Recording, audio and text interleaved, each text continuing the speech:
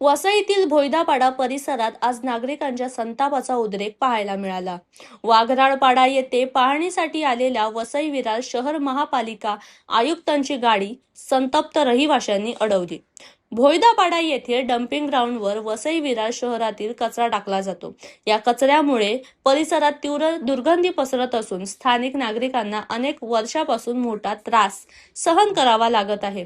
सध्या सुरू असलेल्या पावसामुळे डम्पिंग ग्राउंडमधील दुर्गंधीयुक्त पाणी रस्त्यावर आणि घरांमध्ये शिरत असल्याने नागरिकांमध्ये तीव्र नाराजी आहे। आज आयुक्त वाघराळपाडा परिसराची पाहणी करण्यासाठी आले असता भोयदापाडा येथील रहिवाशांनी त्यांना डम्पिंग ग्राउंडचीही पाहणी करण्याची विनंती केली, मात्र आयुक्तांनी तेथे जाण्यास नकार दिल्याचा आरोप नागरिकांनी केला। यामुळे संतप्त झालेल्या रहिवाशांनी आयुक्तांची गाडी अडवून जोरदार घोषणाबाजी केली आणि डम्पिंग ग्राउंडची तातडीने पाहणी करून कायमस्वरूपी उपाययोजना करण्याची मागणी केली।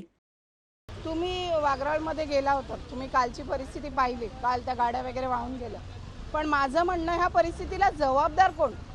आम्ही इथे लहानाचे मोठे झालो, माझे वडील नगरसेवक गटनेतेपर्यंत इथे सरपंचापासून त्यांनी इथे सगळं सांभाळलेलं। मी इथे परिस्थिती बघितलेली आहे। हे जंगल होतं, इथे नदी होती, इथे नाला होता, तो बुजवून जर अशी घरपट्टी ही झोपडपट्टी बांधणार असतील, हे नाले बुजवून काम होणार असेल तर पाणी जाणार कुठे? ह्याची उपाययोजना काय केली? म्हणून आज ही अशी परिस्थिती निर्माण झालेली आहे। ताफा ह्याच करता अडवला की उद्या भोयदापाड्यात अशी आणखीन परिस्थिती निर्माण होईल। तुम्ही आता मागे बघत असाल तिथे डम्पिंगचं सगळं पाणी खाली रस्त्यावर येतं, त्याचा घाण वास येतो। तुम्ही भोयदापाड्यामध्ये जशी एंट्री घ्याल तशी एक लाईन पूर्णपणे डम्पिंगच्या गाड्यांनी व्यापलेली आहे आणि त्या गाड्या एंट्री पण तिकडनं एक्झिट पण तिकडनं, डम्पिंगचा एकच रस्ता। आम्हाला सुरुवातीला सांगितलं गेलं की तो रस्ता एक्झिटसाठी बनवलेला आहे, एंट्री अग्रवालमधनं होईल। आम्ही त्यासाठी अग्री झालो कारण तिथे काहीतरी प्रोजेक्टचं काम चालू होतं।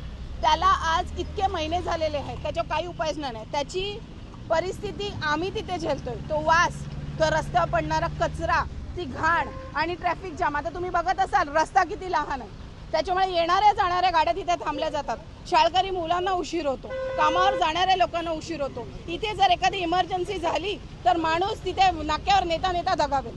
माझं आयुक्तांना इतकंच म्हणणं होतं की तुम्ही त्या जागी या। आज आम्ही खरंच सामान्य नागरिक म्हणून तुम्हाला ती परिस्थिती काय आहे, आम्ही काय फेस करतो, आम्ही काय सफर करतो हे तुम्हाला फक्त आम्हाला दाखवायचं होतं आणि तुमचं काय म्हणणं आहे त्या बाबतीत ते आम्हाला ऐकायचं होतं। कारण वसई विरार हे तुमच्या हातात आहे। जर तुम्ही ते ऑर्गनाइज करायला घेतलेलं आहे तर तिथे एक भाग वसई विरारचा डम्पिंग ग्राउंड हा तुमच्याच हातात आहे आणि तुम्ही त्यांची उपाययोजना करावी अशी आमची इच्छा आहे।